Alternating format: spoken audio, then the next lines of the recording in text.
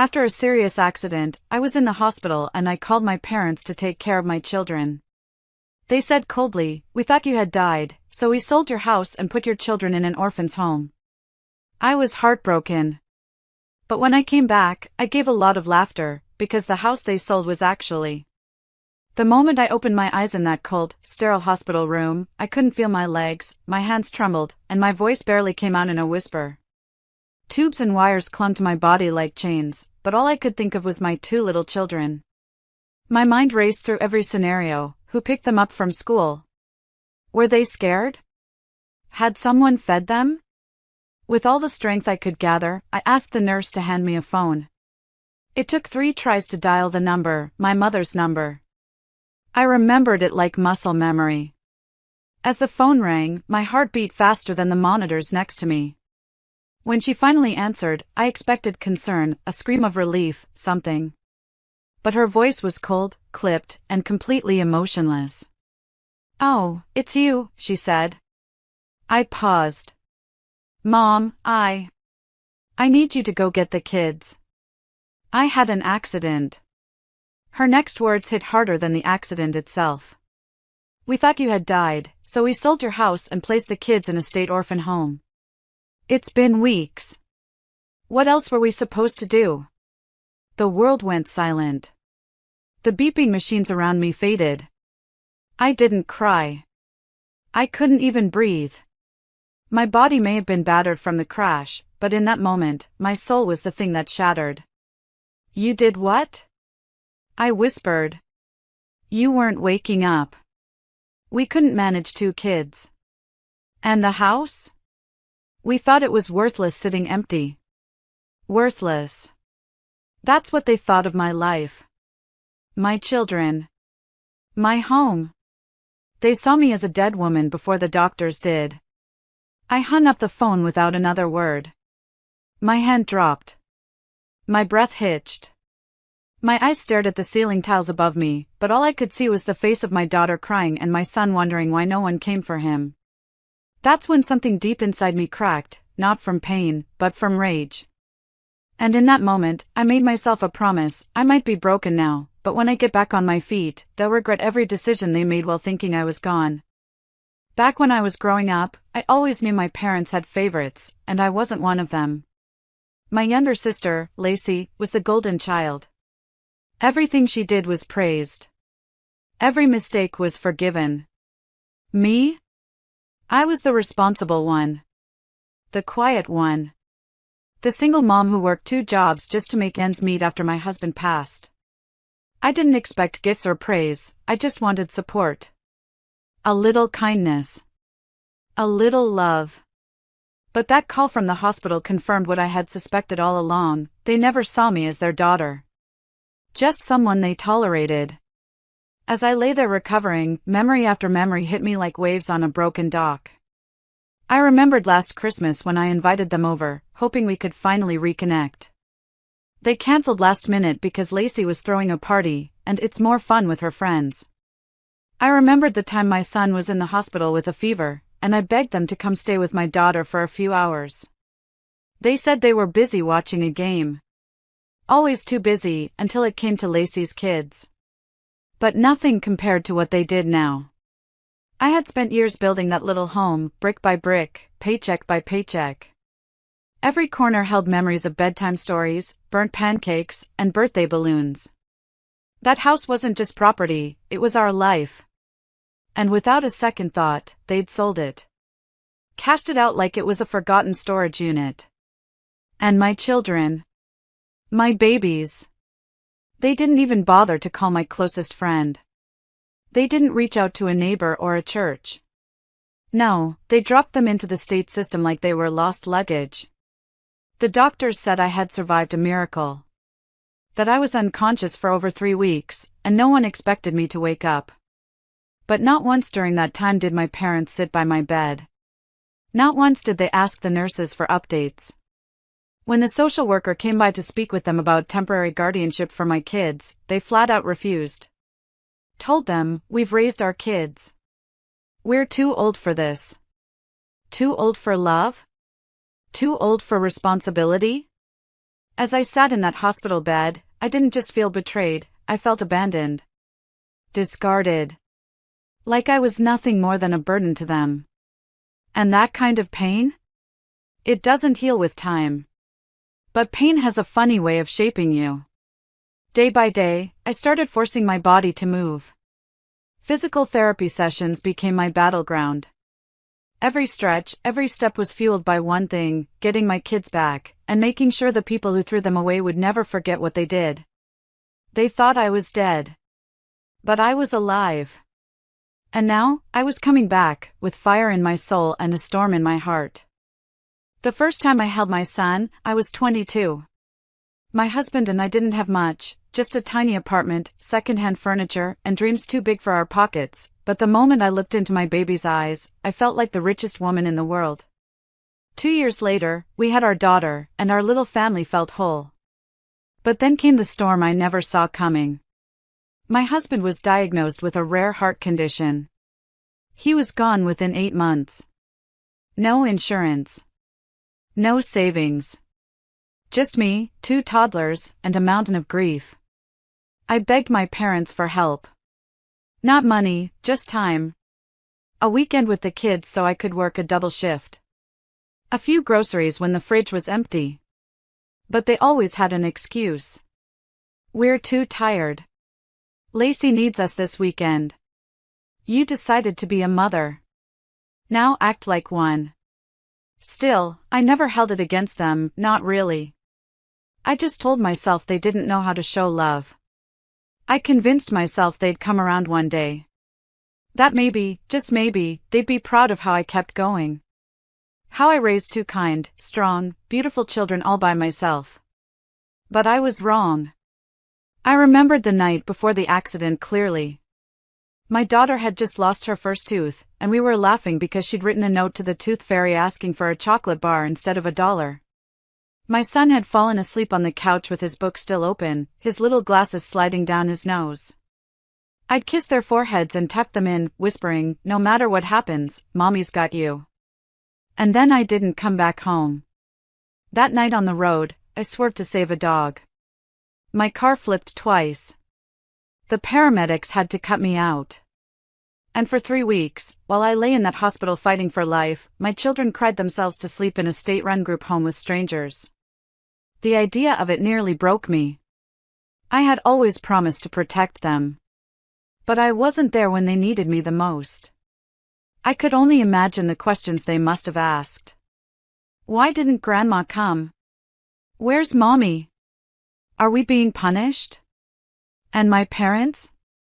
The people who were supposed to be family? They didn't even try.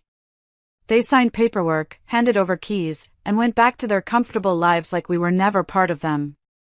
I cried silently during therapy. Not because my bones ached or because the exercises hurt. I cried because I had failed my kids. Because I had trusted the wrong people with their hearts. But that pain also lit something inside me. Every scar on my body, every bruise, every limp, I started to wear them like armor. Because I was not going to let this end like some tragic story. They sold my house? Fine. Let them think they won. Let them smile in their fake peace. Because what they didn't know was, the house wasn't even mine to lose. And soon, when I showed up at their doorstep, not just walking but rising, they'd understand just how wrong they were to count me out. They thought they'd buried me. But I was planting the roots for a comeback they'd never forget. After weeks of physical therapy and mental healing, I finally stood on my feet again, still shaky, but stronger than ever in spirit. The doctors called it a miracle. I called it purpose.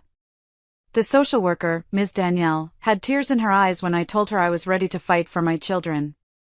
She'd seen too many parents give up. But not me. I asked where they were, she gave me the name of the group home. I thanked her, but I didn't go there right away. First, I needed to know everything that had happened. I went home, or what was once home. But when I reached my old street, my heart dropped. There was a new car in the driveway. Fresh landscaping. New curtains. Strangers laughed on the porch, sipping iced tea like they'd always belonged there. My house was gone. I didn't even get to say goodbye. But here's the thing, they had no idea the woman watching from across the street wasn't broken anymore. She was becoming unstoppable. I called the county clerk's office and pulled the sale records. The house had been sold just 2 weeks after my accident to a private cash buyer. And guess who signed off on the sale? My parents. As if they had any right. But then came the twist even I hadn't expected. While reviewing the documents, something odd popped up. The deed wasn't in my name. It was in the name of Tucker Family Trust. A trust my husband had quietly set up before he passed, naming me and the kids as the only legal beneficiaries. He must have done it after his diagnosis, trying to protect us without saying goodbye. Which meant, my parents had sold a house they didn't legally own. I stared at the papers, my hands trembling, not with fear, but with fire. They forged my signature. That was felony fraud. And that meant I had more than just pain now. I had leverage. But I didn't call the police, not yet. See, I wanted them to think they were safe. I wanted them to sit in their new living room, sipping coffee with fake peace in their hearts, while I worked in silence. I met with a lawyer. A good one. I showed him everything, my accident reports, the forged deed, the trust paperwork, the timeline. His jaw clenched when he saw the signatures. "You've got a case," he said, his voice firm. "A strong one." But I wasn't just after the house. I was after the message. You don't throw family away like trash. You don't give up on children. And you sure don't mess with a mother who came back from the dead. So I filed for full custody of my children. That was the easy part, no judge in their right mind would leave kids in the system when their mother had returned, alive and standing. Then I took the next step. I had my lawyer send a quiet little letter to my parents, a formal notice of civil and criminal charges pending for property fraud, unless we resolved the matter face to face. No shouting. No warning. Just cold, professional paperwork. The kind that makes a guilty person sweat bullets at the mailbox. They didn't know I was alive. Now they'd realize I wasn't just alive, I was back. And the storm was only just beginning. The day I walked into their front yard, they didn't recognize me at first. My body had healed, but my presence, my posture, my silence, was what stopped them in their tracks. My mother was watering her tulips, humming like life had been nothing but pleasant.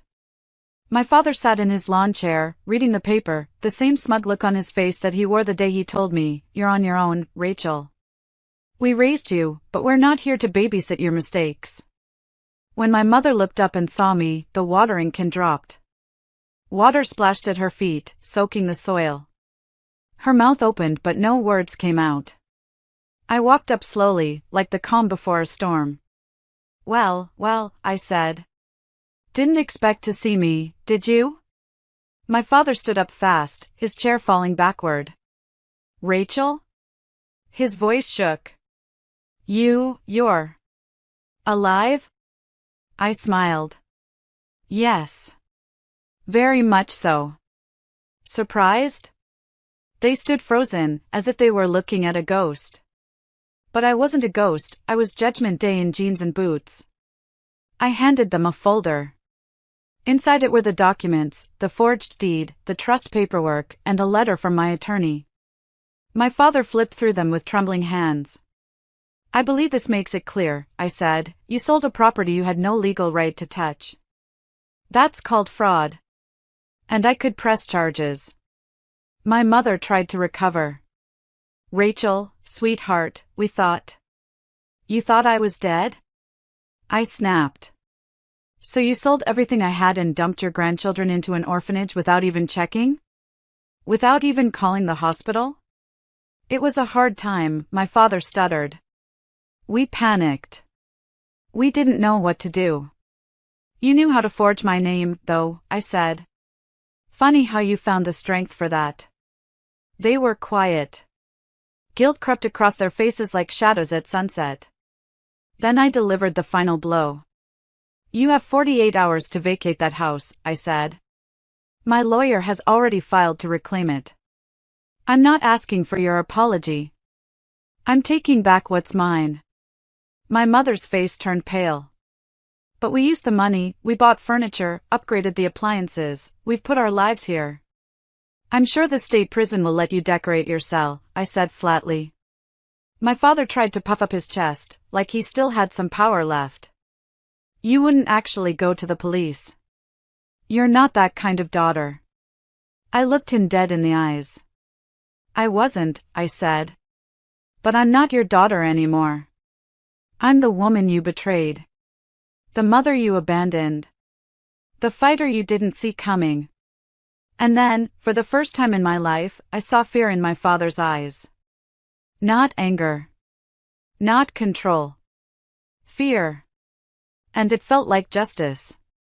I turned and walked away as they stood there, helpless in the home they had stolen. For the first time, they had to live in the consequences of their actions. That night, I sat on the couch in the small rental I was staying in, holding my kids close. I told them, we're going home soon. My son looked up and asked, to our old house? I smiled. No, sweetheart. To our house. The one your father protected. The one I fought for. The one that's rightfully ours. And as they hugged me tighter, I knew that revenge wasn't just sweet. It was righteous.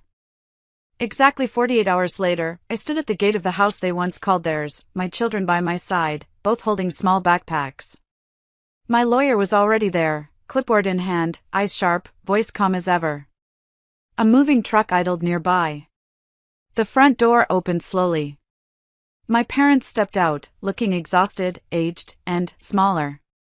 They didn't make eye contact. They didn't argue.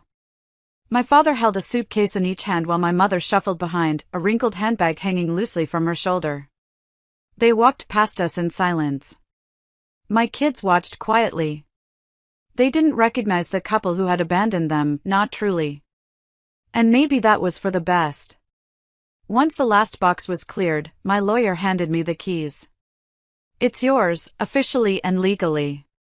Welcome home, Rachel. I stepped into the house.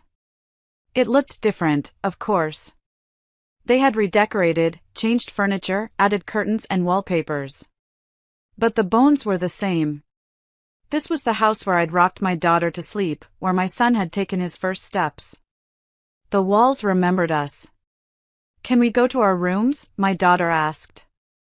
Of course, I smiled. They ran upstairs with laughter that sounded like music. That sound, it stitched a torn piece of my soul back together. I walked into the kitchen, opened the cupboards, and smiled. Everything would be okay now. We weren't rich, we weren't powerful, but we had something better. We had each other. Over the next few weeks, I repainted the walls with my kids. We baked cookies together, even if we burned a few. We planted flowers in the front yard, the way I always dreamed. Life was simple, but it was real. And it was ours.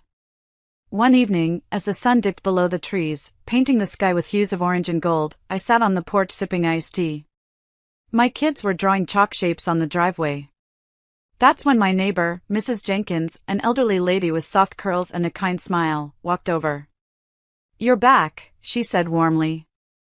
I was hoping you'd come home. I nodded. It's been a journey. I heard what happened, she said gently. You're stronger than most, Rachel. They may have taken your house, but you never lost your spirit. That made me pause. Because she was right. All this time, I thought I'd lost everything. But sitting here, watching my children smile, feeling the breeze on my face, knowing justice had been served, I realized I had something they never did. Peace.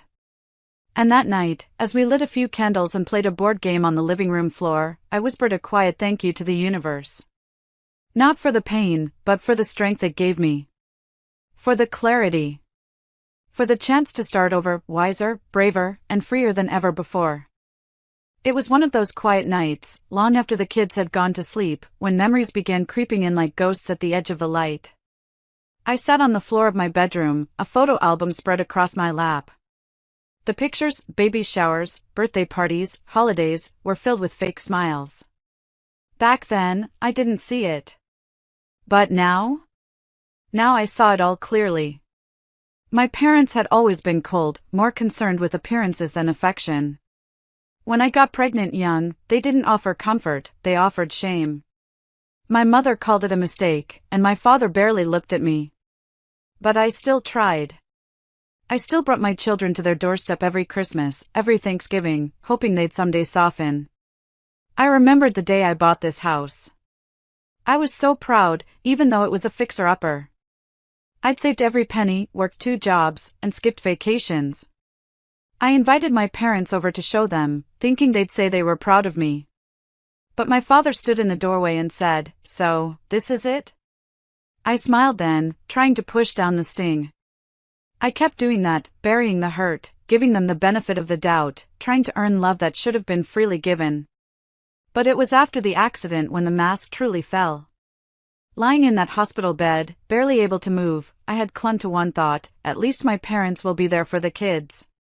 That illusion kept me sane. So when I called and heard those heartless words, "We thought you had died, so we sold your house and put your children in an orphan home," something inside me shattered. Not just the trust. Not just the love. It was the illusion that I ever had a family to count on. That pain turned into fire. And that fire became strength. I stopped trying to be accepted. I stopped trying to prove my worth. That's when everything changed. Reclaiming my house wasn't just about bricks and furniture, it was me reclaiming myself. It was about choosing my children, my peace, and walking away from the toxic cycle of begging for love. I was no longer the girl who needed her parents' approval. I had become the woman who chose her own damn dignity. And that realization? It was the real revenge. Because nothing scares selfish people more than the person they once controlled walking away without looking back. It was a crisp Sunday morning, a few weeks after we had fully settled back into the house. The kids were outside, racing their bikes down the driveway, their laughter echoing like music across the neighborhood. I sat by the window, watching them through the sheer curtains, a soft smile on my face and a warm cup of coffee in my hands. This house, once a symbol of betrayal, now pulsed with life again, our life. Suddenly, a knock echoed at the front door. I opened it to find a man in a suit, real estate agent badge clipped to his collar. "Hi, ma'am. I was looking for Mr. and Mrs. Parker. They listed this home for sale, and..." I held up my hand gently, already anticipating the misunderstanding. "They no longer live here. The property now belongs to me, permanently." He blinked. "Oh. I'm sorry, I didn't know." "It's okay," I smiled. A lot of people thought they had the right to this house. Turns out, what's built on lies can't hold up for long. As he walked away, I noticed something else across the street, a familiar figure slowly approaching. My mother. She looked older than I remembered. Her steps hesitant, eyes downcast. I opened the door again and waited. "I just wanted to see the kids," she whispered, voice shaking. "I know I don't deserve it, but I thought maybe." I didn't answer immediately. I looked at her, not with hate, but with clarity. "They cried every night in that orphan home," I said. "You left them when they needed you most. There are some things that can't be undone with a visit." Her eyes glistened, but I didn't move. I wasn't cruel. I wasn't vengeful anymore. I was just done. "Tell Dad I hope he finds peace too," I added. "But not here. This home has healed too much to reopen old wounds." She gave a tiny nod and turned to leave. As she disappeared down the sidewalk, I closed the door, not with anger, but with resolution. I turned back to my kids, who waved at me from the yard. And in that moment, I understood something powerful. Revenge didn't mean screaming or slamming doors. It meant rebuilding what they tried to destroy, and making it stronger than ever. This wasn't just my victory. It was my rebirth. And sometimes, the sweetest revenge is the life they said you'd never have.